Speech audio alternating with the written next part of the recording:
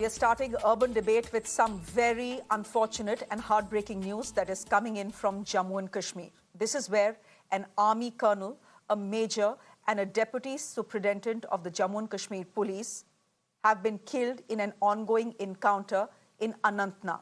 The three personnel had suffered injuries during the exchange of gunfire with terrorists earlier today, and unfortunately they have succumbed to their injuries. Earlier, an army soldier was murdered and a canine warrior had died protecting a soldier during an encounter between forces and terrorists in Jammu and Kashmir's Rajouri as well. We now have the names of the soldiers who have died in the line of duty. Colonel Manpreet Singh, Major Ashish Dhonchak and DSP Humayun Bhatt, all who have laid their lives in the line of duty in Jammu and Kashmir. Let me go straight across to my colleague Pradeep, who is joining us from Jammu this hour. Pradeep, what more details are you getting? Is the encounter still underway? Yes, Shreya, right now the encounter is going on both in Kukarnak area as well as in Rajouri. The operation is still continuing. Very unfortunate incident during the last 36 hours. There had been two encounters, and in these two encounters, we have lost 5 bravehearts, including the canine warrior.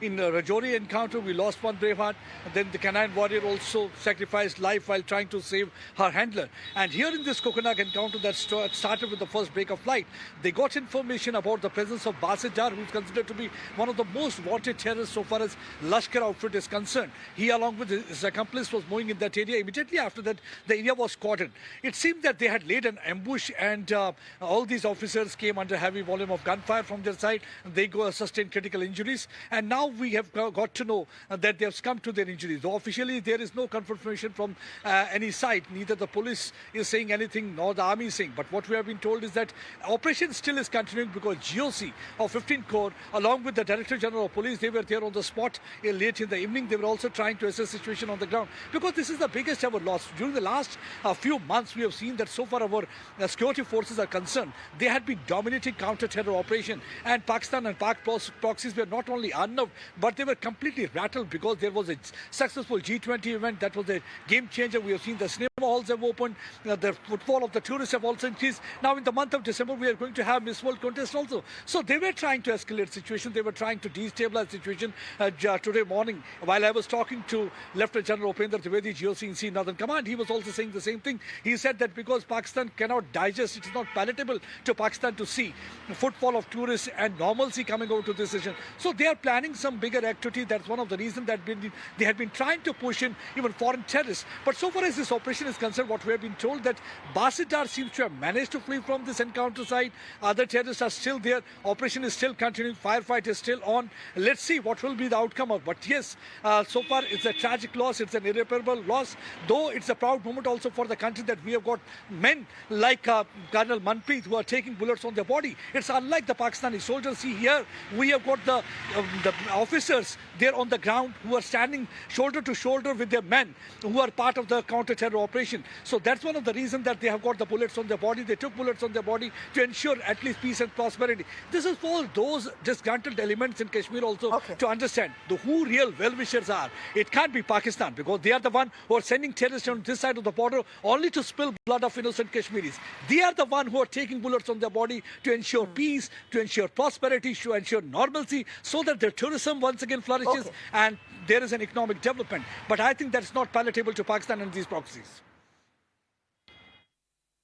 All right, we'll leave it there for the moment. This is tragic news that is coming to us from Jammu and Kashmir, where the Indian Army has lost 2 officers, a colonel and a major, and the Jammu and Kashmir Police has lost ASP as well. This is tragic news that is coming in. We'll try and get you more details as we can. For the moment, what Pradeep is confirming to us is the fact that the encounter in which the 3 have been killed in Anantnag, that is still ongoing. We can just pray and hope that there are no casualties, there are no fatalities. Let's move on. Ladies and gentlemen, the SOS from Kota is getting more desperate. Today, India's crammed town, its coaching hub, has consumed another life. A young 16-year-old who was preparing for her NEET exam stepped into her hostel room today and hung herself. She is the 25th student in Kota's stress factory to do so in the last 8 months. 25 students in the last 8 months. Richa Singh had come from Ranchi, a middle-class kid with middle-class dreams, clearing IIT or getting a medical seat. Students from across North India flocked to Kota to study in one of the 300 coaching institutes which advertise heavily and make you believe that you have a chance even when you don't. There are many success stories. Sons and daughters of laborers and farmers and rickshaw pullers cracking the IIT or getting a medical seat or an IIT seat. Stories that are advertised heavily by coaching centers. Stories that have fueled the coaching industry to become a 10,000 crore rupee behemoth. It's now a monster that is consuming its own students. Stress, fatigue, loneliness, expectation, drugs, and prostitution haunt the streets of Kota. It's a pressure cooker, ladies and gentlemen. A pressure cooker where going for a film means throwing your future away. Where kids fear falling ill because they don't want to miss a lecture. Where young people don't make friends because everyone is competition. Everyone is vying for that seat. Ladies and gentlemen, can you imagine that? 14-year-olds and 15-year-olds in this dystopian world, where 20 lakh aspirants are fighting for just 1.4 lakh medical seats, where 8 lakh students compete for some 16,000 seats. 8 lakh students, 16,000 seats. Can you imagine the anxiety and the pressure? It's this hunger game that is eating away Kota's young. Today, Kota is a town synonymous with student suicides. Suicides that are driven by IIT dreams and medical hopes. In the last 8 months, I'm going to repeat this. In the last 8 months, 25 students have committed suicide. It's a 60% jump from the pre-COVID years and the highest in the last 15 years. Richa Singh from Ranchi is now part of that statistic. My colleague Bhavar spoke to the warden of a hostel. This is what she told him. यहाँ hostel की warden है, उनसे जरा बात करते हैं। Ma'am, क्या नाम है आपका? जी, अर्चना राजावत। अर्चना जी, जिस तरीके का ये पूरा मामला हुआ है, कैसे पता लगा, क्या हुआ था? कुछ नहीं, हम लोग तो लड़कियां खाना खाने आई, 9:30 पौने 10 बजे तक हमारा खाना चलता है, तब तक लड़कियां खाती है, उसके बाद हम लोग खाना खाते हैं। तो हम लोग खाना खा रहे थे, स्टाफ हम जो भी हैं, हम लोग खाना खा रहे थे। उसके बाद लड़कियां फ़ोन करती हैं कि आंटी ऊपर आओ ऊपर आओ। तो हमने सोचा शायद छिपकली वगैरह आ गई होगी, हमने वो फ़ोन पे कहा ठीक है हम आते हैं। तो मैंने पहले सीमा मैडम को भेजा, मैंने कहा सीमा मैडम तुम लिफ्ट से जाओ। मैंने गोविंद को बोला, मैंने कहा तो सीढ़ियों से जा, क्योंकि दोबारा कॉल आया कि आप आइए कि मैडम ये आओ जल्दी आओ। तो मैंने उसको बोला गोविंद को, मैंने कहा तो ऊपर सीढ़ियों से जा। फिर ये दोनों गए। अब मैंने इनसे बोल दिया था, मैंने कहा अगर इमरजेंसी हो तो मुझे बुला लेना। तो फिर मैं भी फिर भाग गई, मैं भी सीधे गोविंद के पीछे पीछे। मैंने कहा हो सकता है कुछ हो, तो मैं सीधे ऊपर गई। फिर देखा तो ये लड़कियां मतलब उतार चुकी थी उसको ऊपर से। हम लोग गए, ऊपर पहुंचे तो वो उतार चुकी थी और लेके ला रही थी बाहर। कैसे उसने मतलब फंदा लगाया था, रस्सी से या चुन्नी से, दुपट्टे से? हाँ। हैंगिंग फैन नहीं था आपके यहाँ, वो वाला जो स्प्रिंग वाला आता है? वो तो नहीं।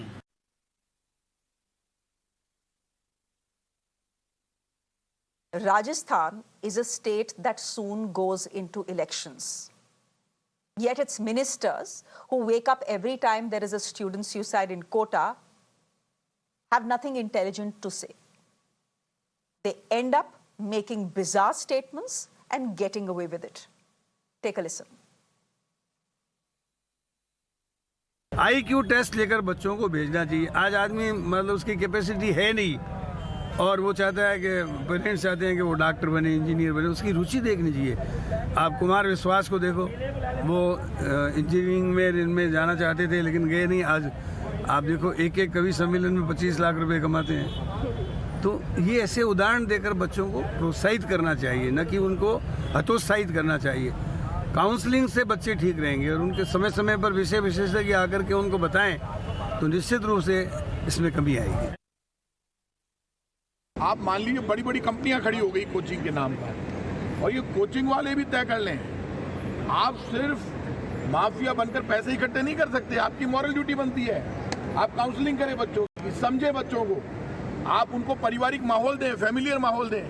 बच्चों को आज आप लाखों करोड़ रुपए कमा रहे हैं, तो आप किस लिए कमा रहे हैं? पेन भी दे दिया आपने, बैग भी दे दिया आपने, यूनिफॉर्म भी दे दी आपने, उसमें डर भी पैदा कर दिया कि अब बस इसके बाद कुछ नहीं है। ऐसा नहीं है।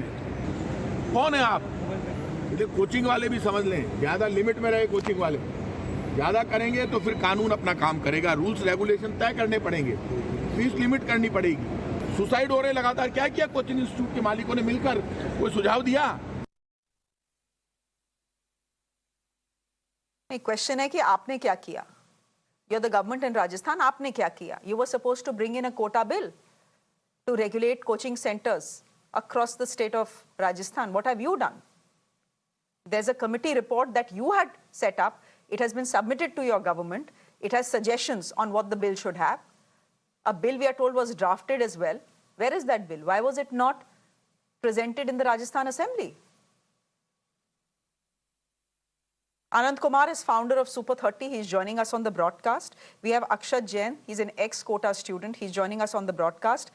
And Dr. Sudha Acharya is an educationist. She's joining us on the broadcast as well. Akshat, it has barely been, what, 2 weeks that we have spoken, and all of us have been on this show speaking about suicides in Kota, and here it is happening yet again. When we spoke last, 2 students had committed suicide in a span of 48 hours, and there was much talk about what should be done, about counseling, about how the Kota police will go around hostels, speaking to wardens, speaking to children. A lot had been said. And we have a 16-year-old feeling so defeated today that she, like 25 others in this year, decided to hang herself to death.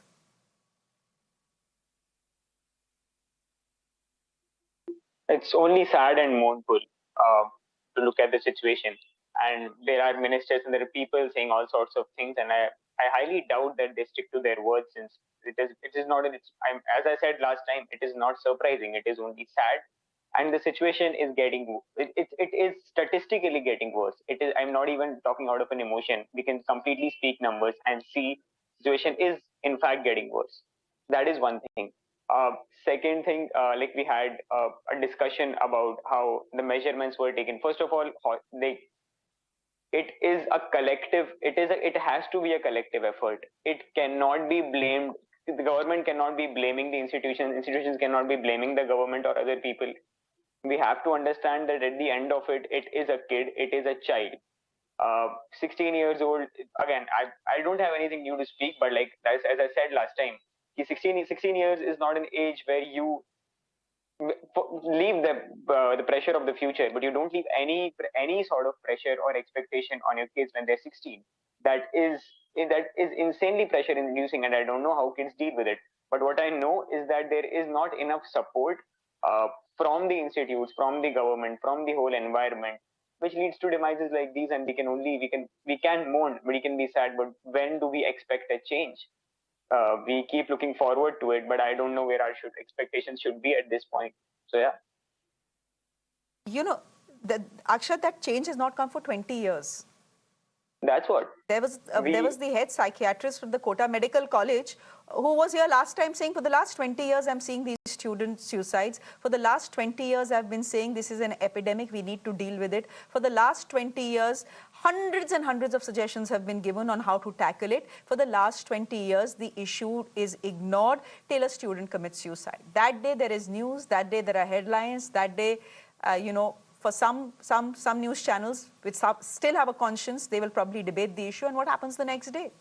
Even though some news channels with a conscience forget the story and move on till the next suicide happens. Anand Kumar, today, ये blame game तो हर बार होता है. Coaching institute बात नहीं करना चाहते, उनको बार बार हम लोग न्योता देते हैं कि आप आइए शो में और बताइए क्यों आपके बच्चे जो हैं, जो आपके संरक्षण में भेजे गए हैं, सुसाइड कमिट कर रहे हैं. आके बताइए प्रॉब्लम क्या है. कोई भी आने को तैयार नहीं है कोचिंग सेंटर की तरफ से ये बताने के लिए कि हो क्यों रहा है जो हो रहा है और उसको टैकल कैसे किया जाए.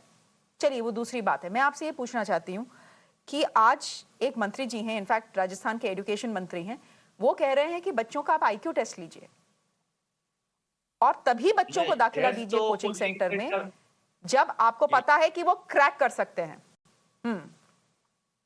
कोचिंग सेंटर वाले तो क्लेम करते ही हैं कि हम टेस्ट लेके बच्चों का एडमिशन लिया है, बिना एंट्रेंस टेस्ट के एडमिशन ही नहीं लिया। लेकिन जो एंट्रेंस टेस्ट लेते हैं वो खाना पूर्ति होती है, उनका मेन मकसद होता है पैसा कमाना।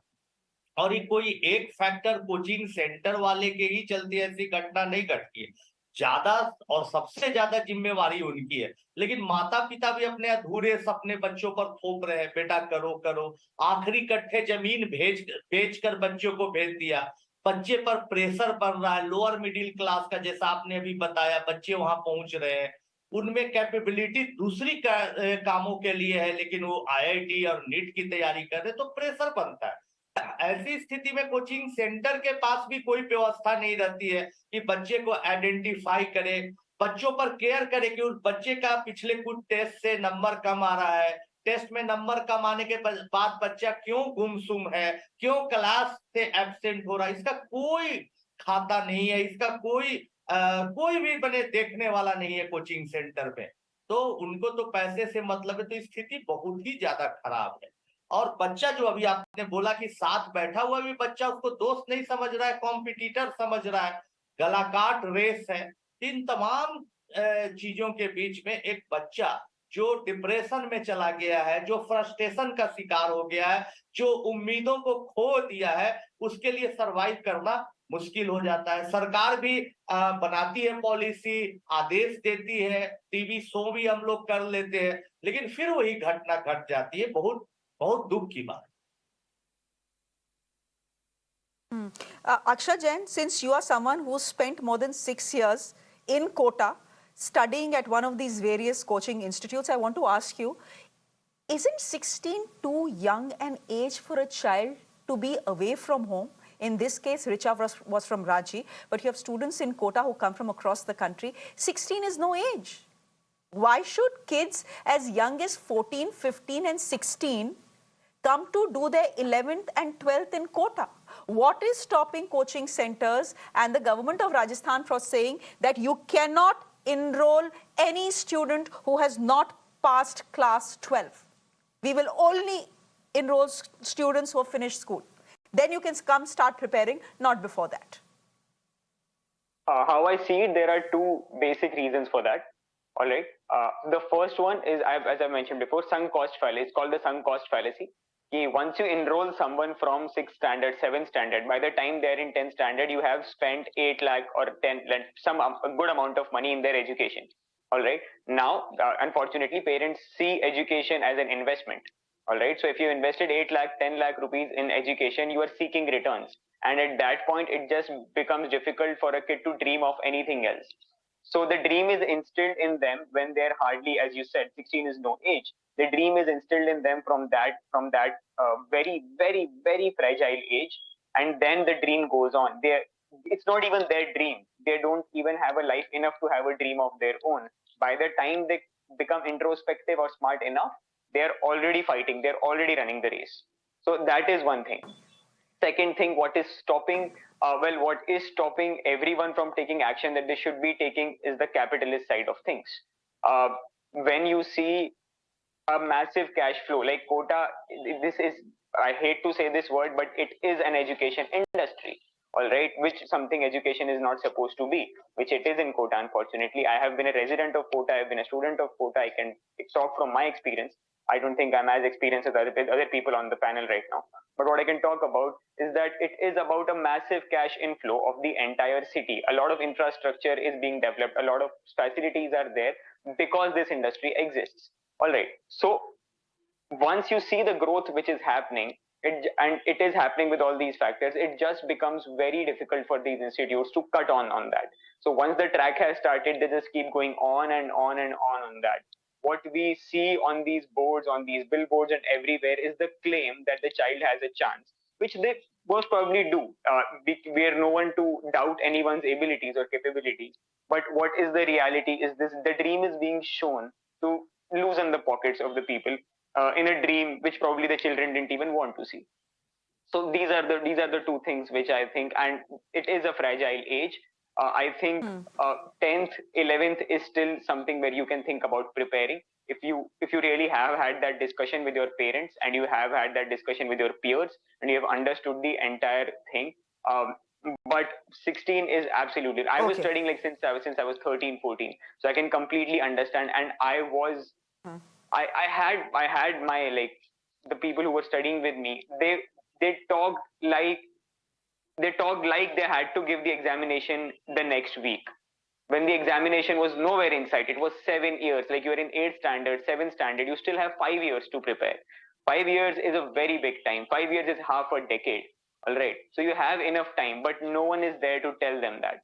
They just, one bad test is all it takes to break someone's morale. So that is where it is. What is there are 3 degrees of the whole thing, right? Ki you, either if you're sending someone as young as 16 to a different city, to a different environment, you need to mentally and emotionally equip them. These are the thoughts which might cross your mind. These are the fears which might come across your mind. These are the insecurities which might develop. And if you feel like anything, talk to us. You're always welcome back. There is no pressure.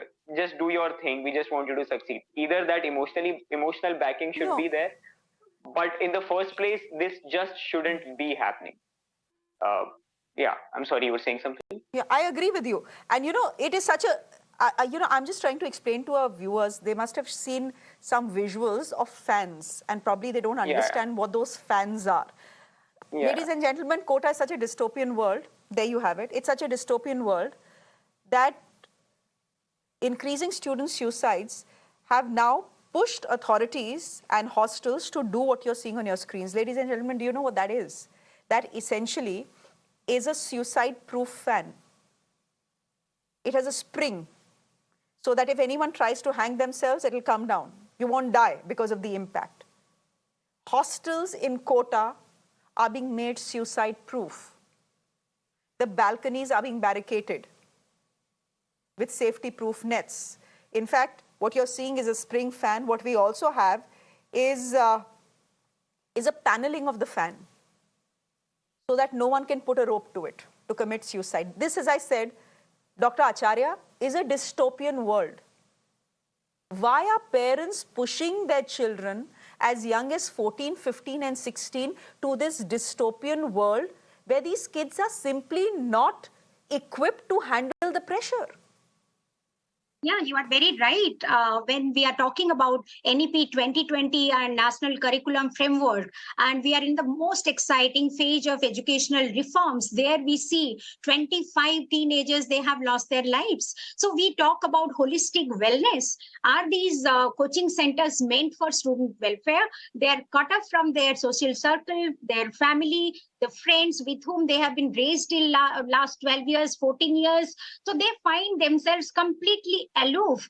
Coaching centers take care of only the bright ones, those who fall off or they don't score very well. Now they find themselves very helpless. They don't have any support system. And coaching centers are creating toxic competitive environment. So these children have no friends actually. So when we are talking about holistic child and schooling, now I would also put the blame on parents, like unrealistic assumption and leaving their aspirations in their children. So pushing this 14-year-old without understanding their interest, passion, attitude, aptitude, value system, they are saying, as if in India only 2 career options are there. Either you become an engineer or doctor. So it is ignorance of parents that there are thousands of alternative employment avenues where children are doing very well. Now, as an educationist, I find that parents are withdrawing their children from class 10th. After they pass class 10, they're taking them to coaching centers. Now with the CUET exam again, these Kota coaching centers, they are also advertising that we also train students for CUET because they understand only 2% and 5% will be successful, and they will give full page advertisement, and these students will be on the jeep and receiving expensive gifts, allure more number of students. So this is only a profiteering industry. They don't take care of student welfare or something. So Okay. I want to advise parents, please That is take very care clear. of mental health of your children. Try to understand what is the passion, interest, aptitude of your child. The other day, I read an article in Telangana. One mother has given admission to a class 2 child in coaching center, thinking that her child should be an engineer. So even we don't give that opportunity to our students to decide what they want to be. We force them to live somebody else's life. So this is not education what we are aiming for. Okay. In NEP 2020 and NCF, we are talking about This is- competency-based exam. We are giving them No, this is certainly not education. Yeah, this is not education. This is certainly not profiteering. education. Of This course. is certainly not education. This is So just a this factory that actually, is giving kids stress as that you is pushing showed, them to take their screen own lives. I'm fans, afraid I'm out of time, Dr. Acharya, completely out of time. It But needs I'll just leave it there. 42 Thank you very members much. to sit down. You know, we can keep blaming the government. Ma'am, I'm out of time. We can keep blaming the government of Rajasthan. We can keep blaming coaching centers. But parents have to look within themselves as well and see if they are pushing their kids too soon, too fast in the wrong direction. Parents need to take a long, hard look at the choices that they are making for their children. Don't make a choice for your child where the child ends up hanging himself or herself. We'll leave it there for the moment. Thank you very much for joining us. Thank you to all my guests, Akshat, Anand, and Dr. Acharya. Thank you very much.